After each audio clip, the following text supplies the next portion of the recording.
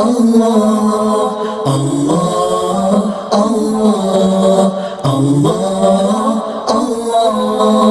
اللہ۔ أعوذ بالله من الشيطان الرجيم. بسم الله الرحمن الرحيم. وكذلك جعلناكم أمة وسطا لتكونوا شهداء على الناس ويكون الرسول عليكم شهيدا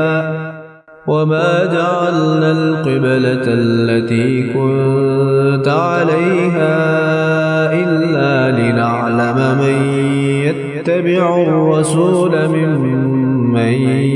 ينقلب على عقبيه وإن كانت لكبيرة إلا على الذين هدى الله وما كان الله ليضيع إيمانكم إن الله بالناس لرؤوف رحيم. الحمد للہ رب العالمین والصلاة والسلام علی سید المرسلین وعلی آلہ واصحابہ اجمعین، اما بعد، رب اشرح لی صدری ویسر لی امری واحلل عقدۃ من لسانی یفقہوا قولی، رب زدنی علما۔ اعوذ باللہ من الشیطان الرجیم، بسم اللہ الرحمن الرحیم۔ معزز سامعین، السلام علیکم ورحمۃ اللہ وبرکاتہ۔ بڑی ہی خوبصورت آیت ہے، بہت ہی جامعیت ہے اس کے اندر، اس کے ایک ایک لفظ میں اتنی گہرائی ہے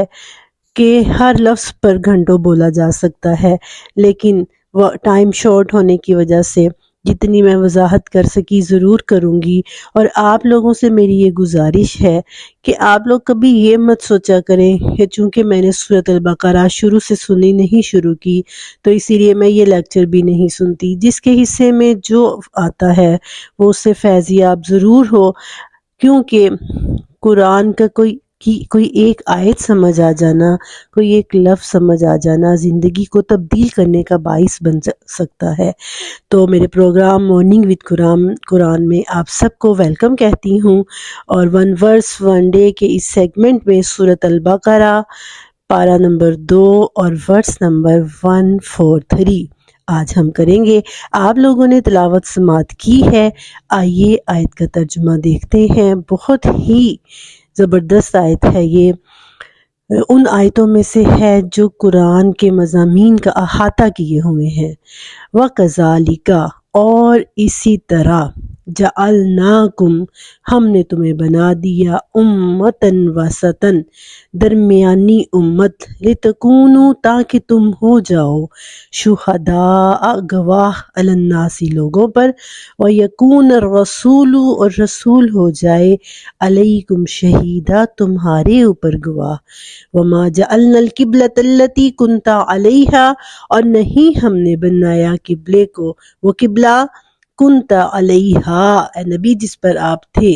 ہم نے اس قبلے کو نہیں بنایا مگر اسی لیے، یا ہم نے اس قبلے کو تبدیل کیا مگر صرف اس وجہ سے، لِنَعْلَمَ، تاکہ ہم جان لیں، مَن یتبع الرسول،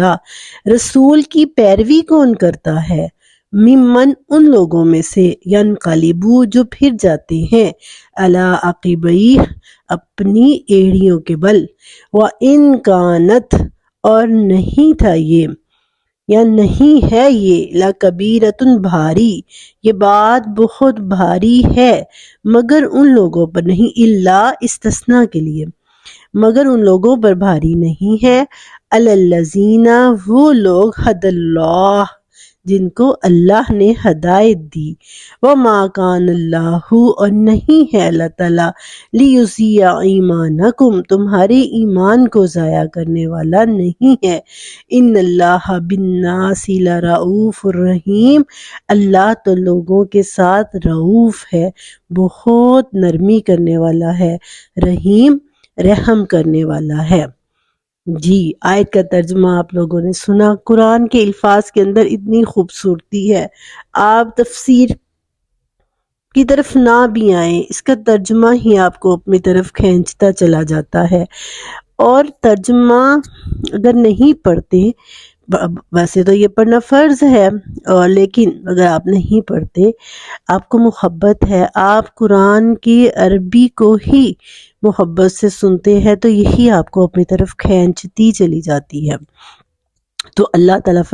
نے فرمایا وَكَذَلِكَ، اور اسی طرح، کس طرح؟ اب یہ جو واو عاطفہ ہے نا، وہ عاطفہ کا مطلب ہوتا ہے جو پیچھے سے تعلق رکھتی ہے، اور کذالک،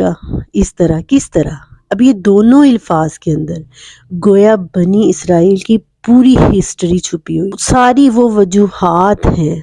کہ جن وجوہات کی بنا تحویل قبلہ ہو رہا ہے، چینج ہو رہا ہے، اللہ تعالیٰ ایک امت کی جگہ دوسری امت کو لا رہے ہیں، سیریمنی جو ہو رہی ہے امت کو چینج ہونے کی، وہ ساری وجوہات وَكَذَلِكَ میں چھپی ہوئی ہیں، اور اسی وجہ سے یا اسی طرح وَكَذَلِكَ، اور ایسے ہی، یعنی اللہ تعالیٰ نے حضرت ابراہیم کو مسلم پیدا کیا، پھر ان کی اولاد میں نبوت کا منصب جاری رہا، تم امت مسلمہ تھے، تم امت وسط تھے،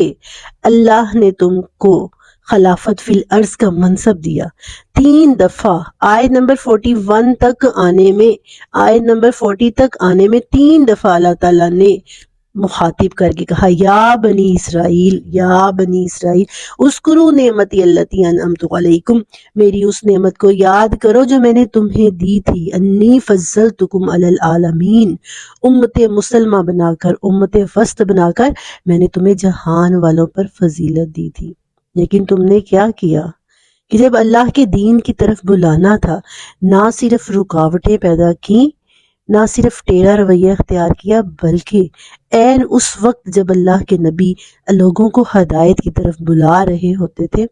ان کو قتل کر دیا۔ اس قدر ہٹ دھرمی کا رویہ اپنایا، تم لوگوں کے رویے کے اندر سے اللہ کا خوف بالکل ختم ہو گیا۔ تم لوگوں نے تو دنیا پہ تبلیغ کا فریضہ سر انجام دینا تھا، دنیا کو ہدایت کی طرف لانے کا فریضہ سر انجام دینا تھا، لیکن تم کیا کرنا شروع ہو گئے؟ لوگوں کو اس راستے سے ہٹانا شروع ہو گئے، ہٹ درمی کا رویہ اپنا لیا۔ انی فضلتکم علی العالمین، اور پھر کعبے کی حیثیت ہمیشہ سینٹرل کسی رہی ہے، سینٹرل موسک ہوتی ہے نا، جیسے کسی شہر میں کہا جاتا ہے جی سینٹرل مسجد میں آپ یہ پروگرام کر لیں، سب ادھر آ جائیں گے، لیکن کچھ لوگ اپنی ضد کی وجہ سے کہتے ہیں نہیں نہیں اسی مسجد میں رکھ لیتے ہیں۔ تو مسجد اقصیٰ کی اہمیت ہے، لیکن سیکنڈری اہمیت ہے اس کی، مطلب وہ شام تک محدود ہے، اور مسجد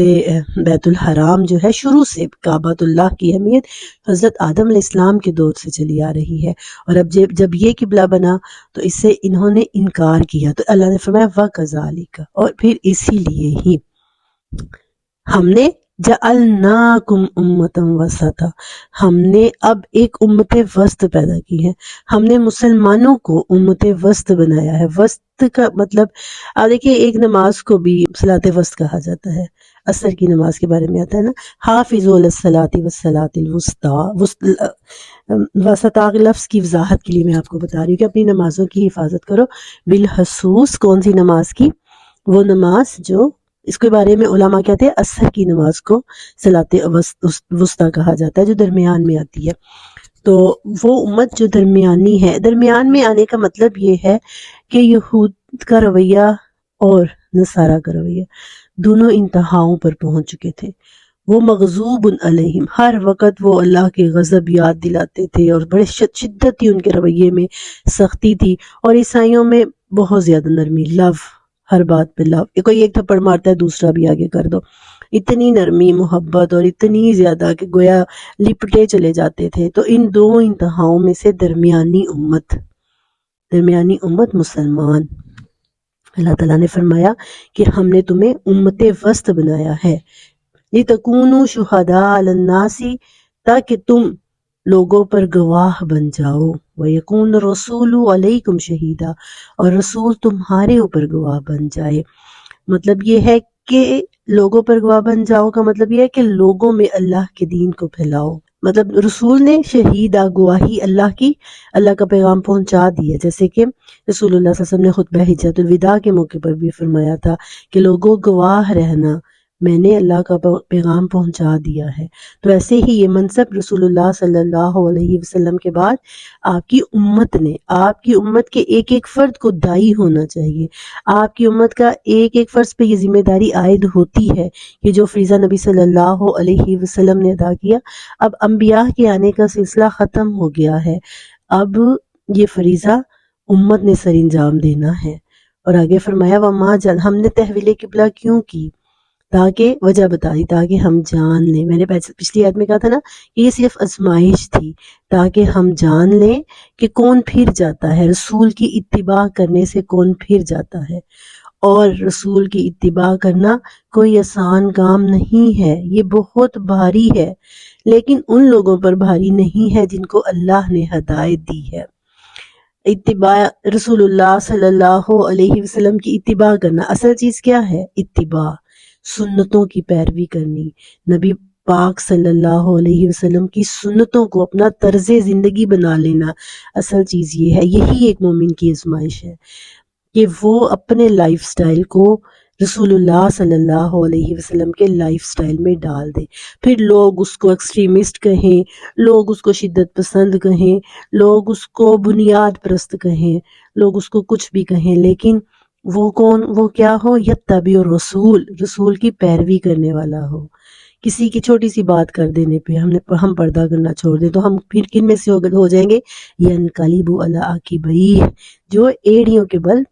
پھر جاتے ہیں، جو ایڑیوں کے بل پھر جاتے ہیں۔ ہم اپنا لائف سٹائل چھوڑ دیں،